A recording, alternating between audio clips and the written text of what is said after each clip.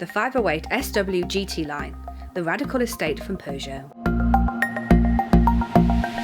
Behind us is the Peugeot 508 SW. That's right, Michael. We now actually have the estate car that we've been looking forward to for, well, quite some time after having the fastback. I was going to say, the only difference we have here is we have a 130 horsepower diesel engine. Like the 225 brake horsepower petrol, this diesel carries over the 8-speed automatic. But it is worth mentioning this is the GT line, not the GT. It is, yeah. That was the GT car, whereas this has everything but the performance. But it's so refined, isn't it? I was going to say, with options, this car is just under £38,000 and has night vision, 19-inch alloy wheels. You can get a range of engines. You've also got a manual too. Now, you can't pick one of these up till the end of the month, but it is well worth the wait. I mean, just look at these beautiful looks. Talking about looks, I'm going to be looking at the exterior, the styling. I'm going to be taking a look at the practicality, the functionality. And then we'll both drive it. Then Annabelle will bring you the verdict on whether or not this is the car for you.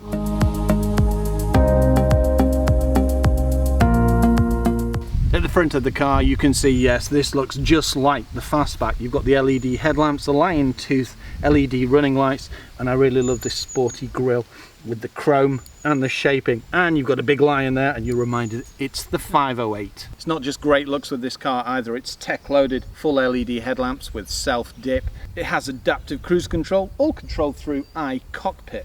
It'll decelerate, accelerate, and even steer for you. It's also got night vision as well, so it'll highlight any hazards on the road. Very, very good systems. It's also got emergency braking, daytime running lights. It's also got front parking sensors, front camera that makes up part of the 360 system. Stepping round to the side of the vehicle, you're immediately met with these 19-inch alloy wheels. This is an optional extra. Standard, it will come with 18-inch alloys, but these are all Gusters.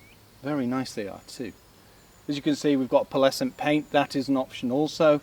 You also have a GT line emblem here, power folding door mirrors, blind spot detection. As you can see, they've gone for a sporty look with a black surround around the windows as opposed to chrome, black roof bars, keyless entry. There's also a sporty side skirt here and add blue. And don't forget privacy glass.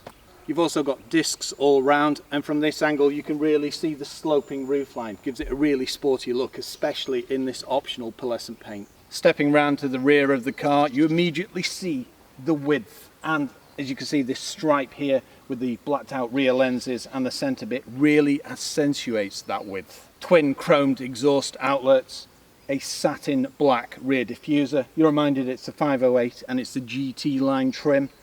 Peugeot written here, high level LED brake lights, parking sensors and reversing camera. And if you don't feel like parking, why not use Park Pilot?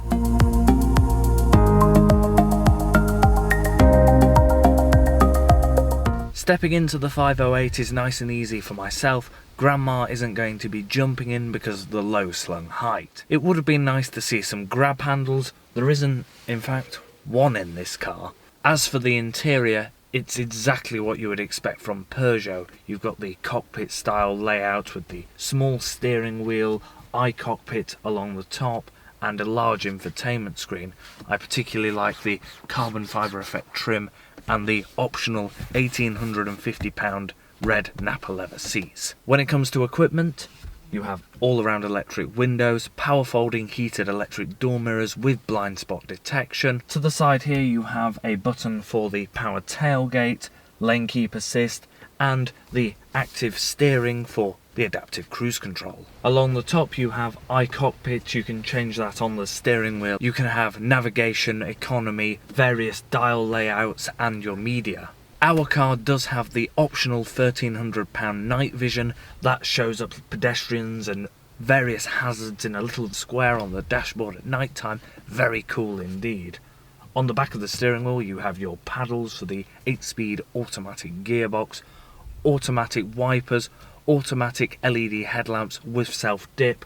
Your media controls and the controls for iCockpit are also located on the steering wheel. You have a large infotainment system with Bluetooth, Apple CarPlay, Android Auto, satellite navigation. You can also control various car settings through the system, It's nice and intuitive and easy to use. I particularly like the Lamborghini-esque shortcut buttons. It makes it nice and quick and easy to navigate through the menus. The dual zone climate control is also controlled through this system.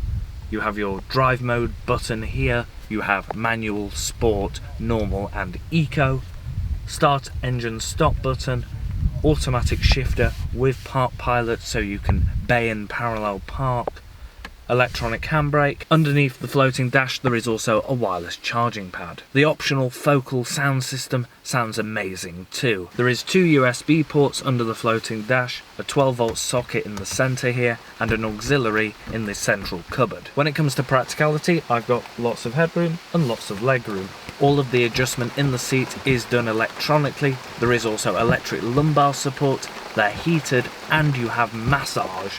The steering wheel has reach and height adjustment. The door bins are of a decent size. You can fit a large bottle of water in there. 2 cup holders in the centre. A central storage area here for your phone. Floating dash with wireless charging pad. A large central storage bin for your chewing gums and snacks. And, well, the glove box is by no means the biggest in the world. Stepping into the back, same story as the front. Grandma isn't going to be jumping in. The doors do open nice and wide, but you have to duck under the sloping roofline. Once you're back here, I have decent headroom. I'm 6 foot tall, and it's very spacious. You can fit 2 adults in here comfortably.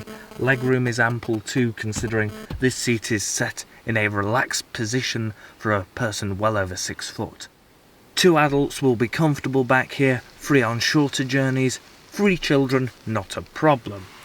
Decent sized door bins, aircon vents, 2 USB ports, mat pockets on the back of the seats, LED reading lights, a pull down armrest with 2 cup holders and a ski hatch. There's also ISOFIX points behind little zipped pouches and side airbags. Coming around to the boot of the car, you do have a power tailgate. You can open it using the key, the button on the boot, the button on the dash, or using your foot.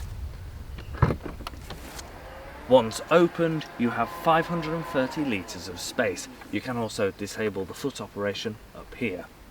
It's a nice square space. There's a very slight lip, but it is finished in this polished metal. You do also have these fancy runners so you can tether things down. They are adjustable. The seats are 60/40 folding. There's also a ski hatch, and once they're down, space increases to 1,780 litres. The seats do fold virtually flat, and there is no load lip between the boot floor and the seats. You can fold them down using the tabs at the back here. There's also a pull-out parcel shelf and a luggage divider. Underneath the boot floor, there is a space-saver spare wheel. Because this is an estate, you do have this huge boot, perfect for going on holiday, stocking up with office supplies.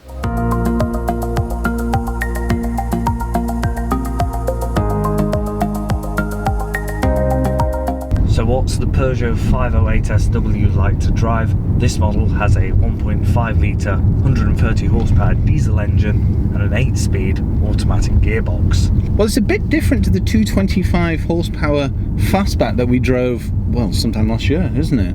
Yes, it's not quite as prompt. No, but it's very economical. I was going to say, even with my driving over 300 miles in the last few days, I've got over 50 to a gallon. That's saying something. Now, despite this being the economical diesel, you still get the sporty looks, the sporty interior and the sporty handling you got from the fastback. The thing is, it's not slow, is it, by any means? It's just not as quick as the bigger engined one, but it's not going to be. It is aimed at economy. It's aimed at practicality, especially being the estate version. Well, I was going to say, if you want to cover many miles very comfortably and economically, then this is definitely the engine to pick. You might be surprised to see such a small steering wheel in such a large car, but it feels very sporty in here, doesn't it? Well, that's it. They've rolled this out throughout the Peugeot range, haven't they? 3008 has it, but it gives you a far more engaging drive. And let's face it, we both love smaller steering wheels because they give you much more feeling. Yes, and especially with the sport mode on this car, it weightens up the steering. You do also have normal mode, which makes the steering nice and light for carrying out manoeuvres, and eco mode. Yeah, it's very, very well set up, this car as well. Refinement in the cabin, very good as well. I mean, if you're on a bad road, especially with 19-inch wheels, you will hear a bit of road noise, but you're bound to. If you opt for a smaller wheel with a higher profile tyre, then that will eliminate that. The steering's very direct, you have a very good sense of direction. You really can play with this car, especially considering its size, and the 8-speed automatic gearbox is phenomenal. Even though this is a 1.5 diesel, it'll still pull 0 to 60 in 10.1 seconds, and it tops out at 129 miles an hour as well. So it's not what you'd call slow. No, it isn't, and it's capable on a motorway at realistic motorway speeds. Yeah, well that's it. At higher motorway speeds it'll perform exceptionally well, won't it? You've got diesel torque. I think it's 221 Newton meters, somewhere around that. One thing to note on our car, you're probably wondering why it's looking so slick. Well, it's got the optional 19-inch wheels, it's got pearlescent paint. The pearlescent paint will cost you £725. It's also got the smart electric tailgate, £400. We can't really demonstrate the vocal sound system, but it's very good, isn't it? It certainly is. Copyright and all that. Exactly. But you get deep bass, decent mid-range and treble.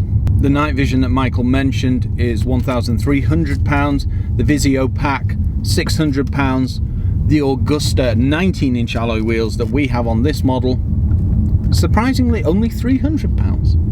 There's also a drive assist pack for £400, the Napa red leather, and boot load restraint net, that's £200. And yes, the red leather is going to cost you, but it's beautiful, isn't it? It certainly is. It's one of the best interiors on the market at the moment. It's so futuristic, it's so unique in its design. It is. And it's very well made. But it will cost you £1,850. And the cost of our car is £37,860. I don't think that sounds a lot, actually. It's not when you consider how much equipment's on this car, the size of it. There's also a range of engines, including petrols and diesels, and a manual. Overall, if you're looking for a sporty estate, a practical estate car, a economical car, or even a quick one, because you can get the 225 brake version, can't you? Then the Peugeot 508 SW is well worth taking a look at. It is. It's practical, it's got stunning good looks, and as Michael mentioned, especially in the diesel, very economical.